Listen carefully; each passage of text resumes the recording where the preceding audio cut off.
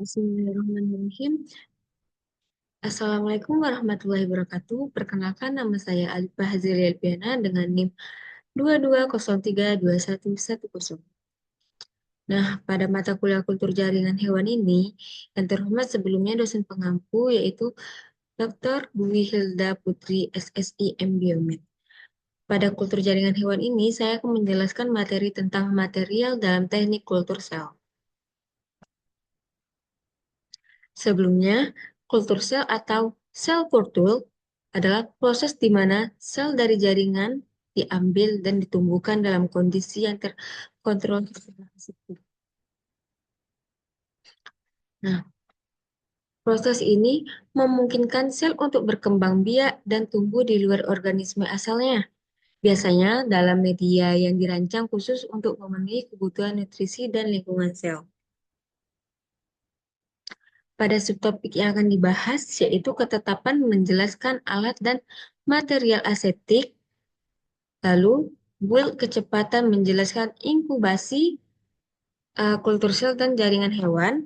Yang ketiga yaitu ketetapan menjelaskan penyimpanan sel kultur dan jaringan hewan.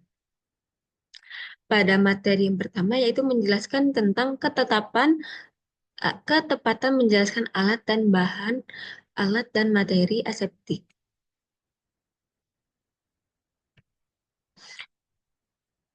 Nah, pada persyaratan laboratorium, alat dan material aseptik.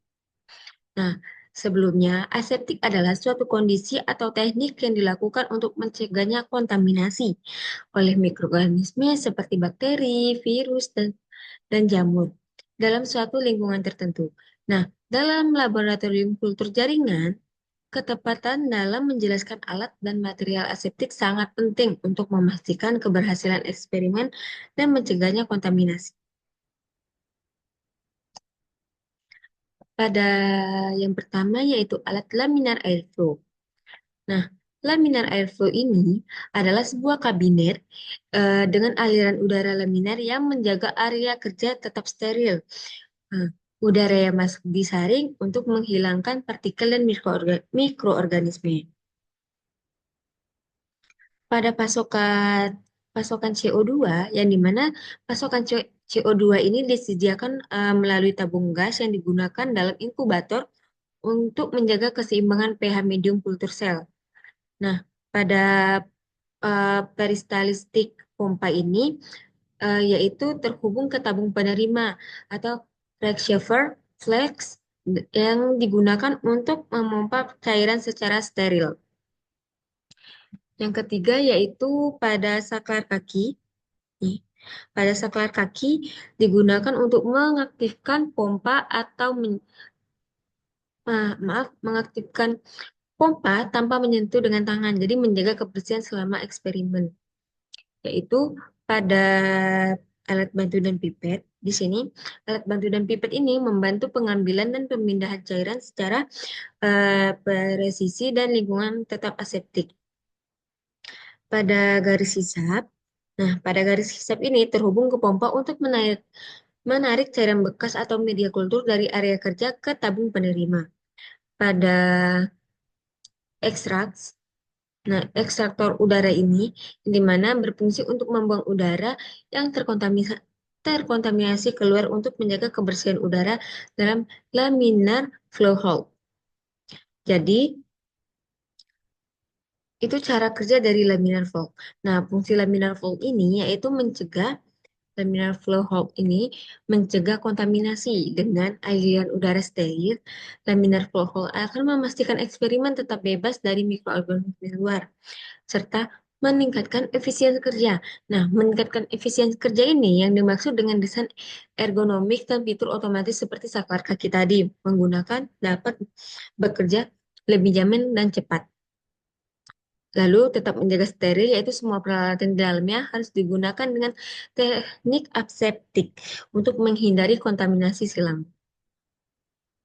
Nah, yang kedua yaitu ada mikropipet, di mana mikropipet ini memiliki fungsi menjaga kebersihan pipet sebelum pada pencucian dan sterilisasi, lalu mengurangi risiko kontaminasi silang dalam eksperimen kultur jaringan dan mikrobiologi.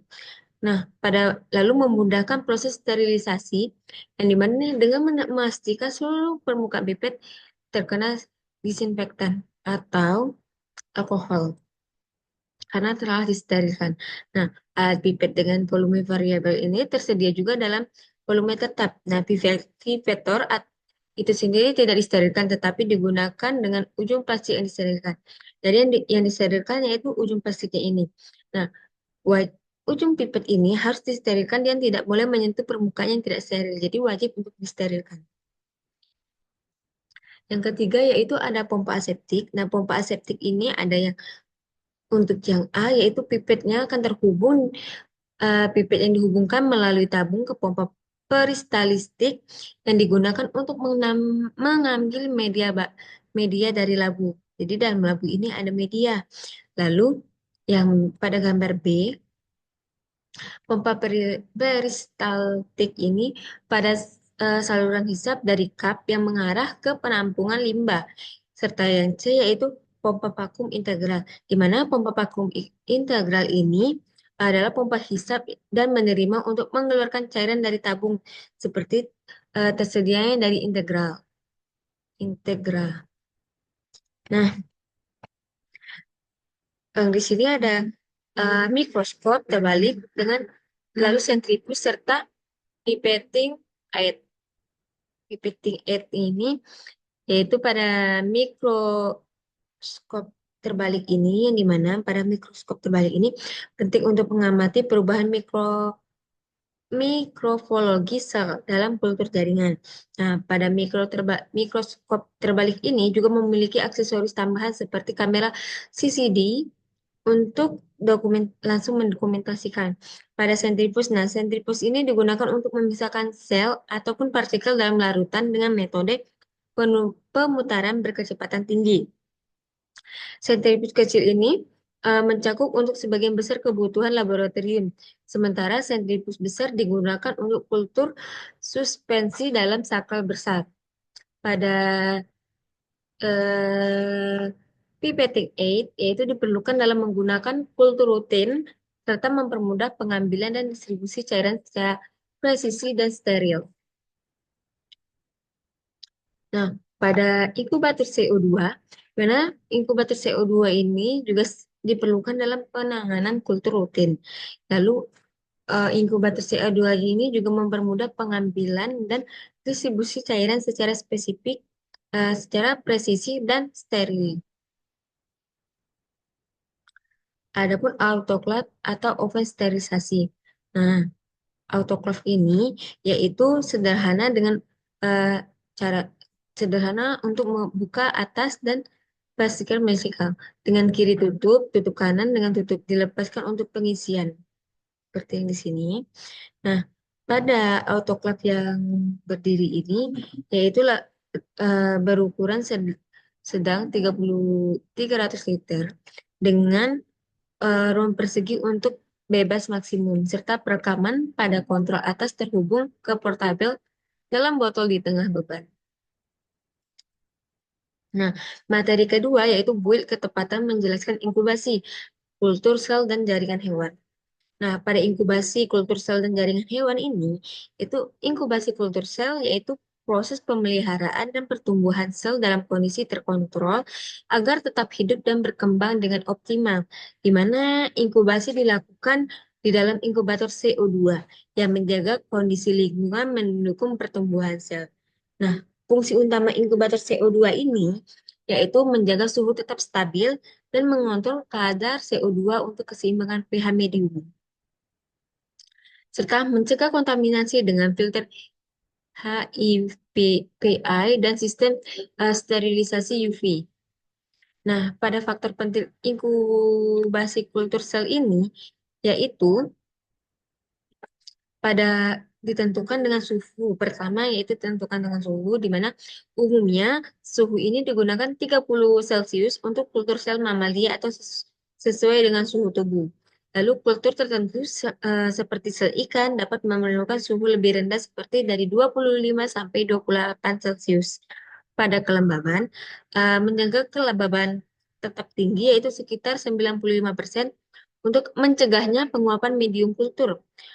Lalu pada kadar CO2 biasanya dengan 5% CO2 untuk menjaga keseimbangan pH media kultur sel, serta pada gas CO2 bereaksi dengan larutan buffer bikarbonat dalam medium untuk mempertahankan pH sekitar 7,2 sampai 7,4. Lalu pada pH medium kultur, nah yang dimana stabil antara 7,2 sampai 7,4 yaitu dipantau dengan indikator pH seperti fenol merah dalam medium.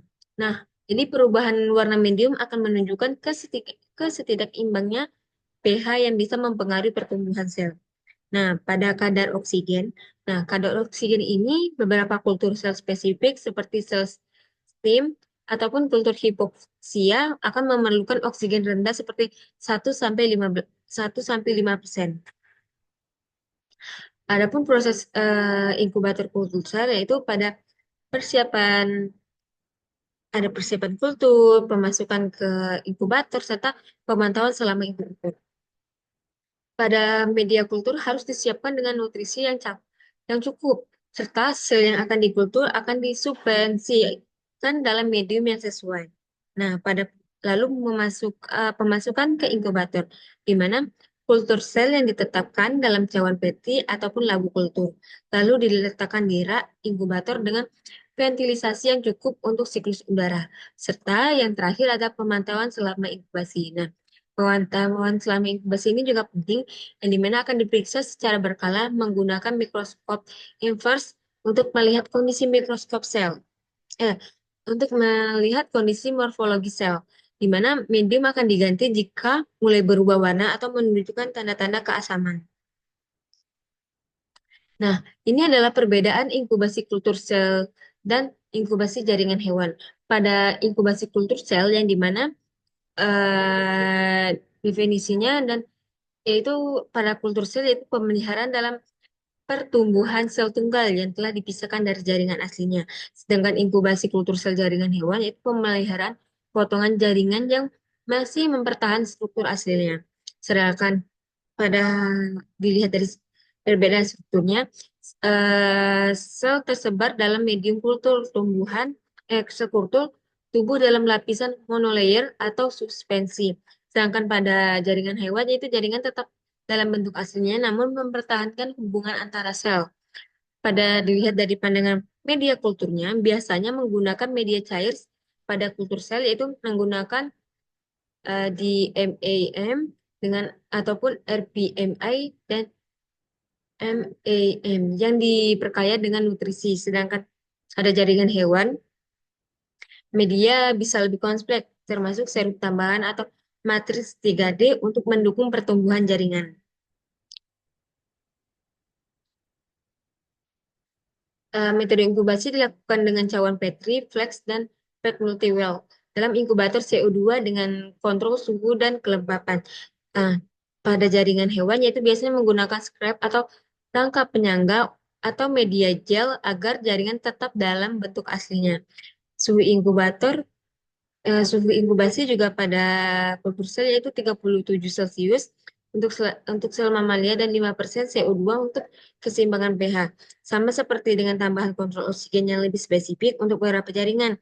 Pada kelembapan dan CO2, 95% kelembapan, 5% CO2 untuk pH stabil pada kultur sel. Sedangkan pada inkubasi kultur jaringan sama akan tetapi sering memerlukan oksigen yang lebih rendah untuk jaringan tertentu. Nah, pada kelembapan juga CO2 yaitu aplikasi. Nah, aplikasi ini penelitian seperti kanker, imunologi, produksi, dan protein kombinasi pada inkubasi kultur jaringan hewan yaitu rekayasa jaringan, transplantasi organ organ mini serta model penyakit. Nah, yang ketiga yaitu materi tentang ketetapan menjelaskan penyimpanan kultur sel dan jaringan hewan. Pada penyimpanan kultur dan jaringan hewan ini bisa dilihat dari penyimpanan merupakan aspek fundamental dalam bioteknologi, yang dimana metode penyimpanan ini bertujuan untuk mempertahankan viabilitas dan fungsi sel dalam kondisi kondisi in vitro. Nah, yang dimana baik dalam jangka pendek maupun jangka panjang. Dalam suatu metode utama dalam penyimpanan kultur sel ada Cryopre- cryopreservation atau pembekuan sel dalam sel pada suhu 196 Celcius menggunakan nitrogen cair.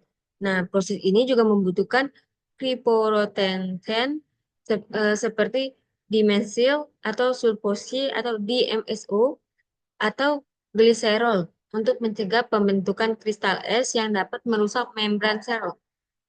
Nah, sel yang akan disimpan dalam jangka panjang harus berada dalam fase logaritmik, yang dimana fase logaritmik ini memerlukan agar tetap memiliki tingkat viabilitas tinggi setelah pencairan kembali.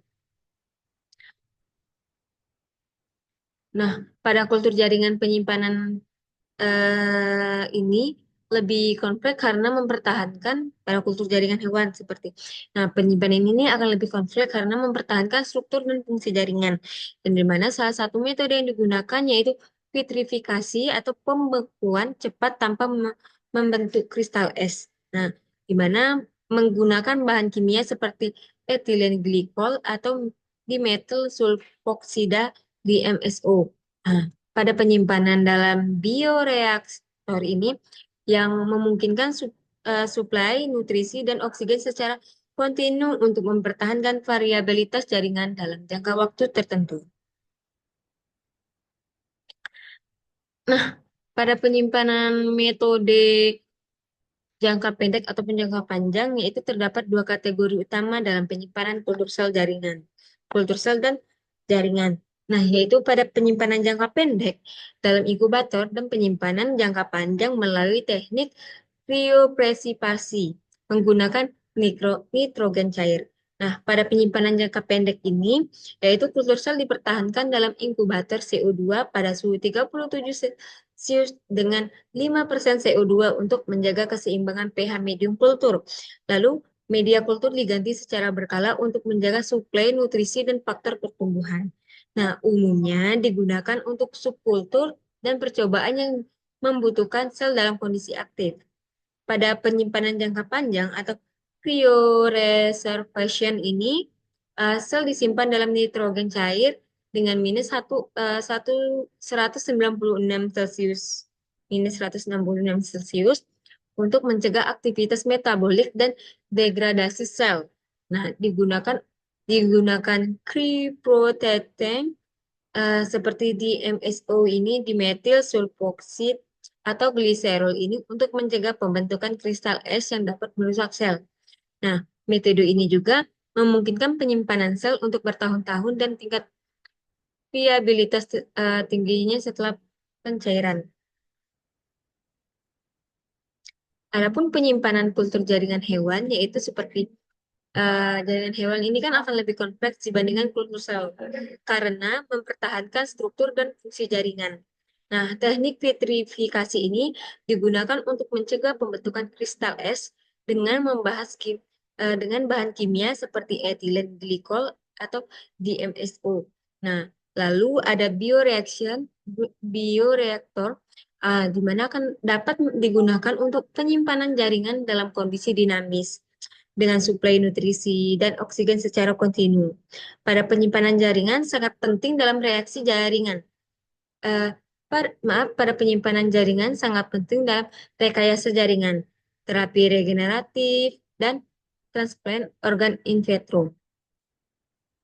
Nah, perbedaan penyimpanan kultur sel dan jaringan hewan dan kultur jaringan yaitu pada kultur sel ini di mana strukturnya sel individu yaitu atau monolayer atau suspensi, sedangkan kultur jaringan struktur jaringannya tetap dipertahankan pada suhu eh, 37 Celcius inkubator, minus 80 Celcius untuk freezer, dan minus 196 Celcius untuk nitrogen cair. Sedangkan pada kultur jaringan yaitu 30 Celcius, 37 Celcius untuk media kultur, serta minus 196 Celcius untuk cryopreservation. Nah, pada cryoptortension pada kultur sel yaitu menggunakan DMSO plus serum, sedangkan pada kultur jaringan atau yaitu vitrifikasi dengan bahan tambahan. Nah, pada media penyimpanan yaitu media penyimpanannya media kultur DMA, RPMI, lalu MAM pada kultur sel. Sedangkan pada kultur jaringan, yaitu menggunakan bioreaktor, bioreaktor, Galmatrix, dan scaffold. Pada lama penyimpanan, kultur sel ini bisa disimpan selama bertahun-tahun dalam nitrogen cair, sedangkan kultur jaringan tergantung pada jenis jaringan dan metode penyimpanannya.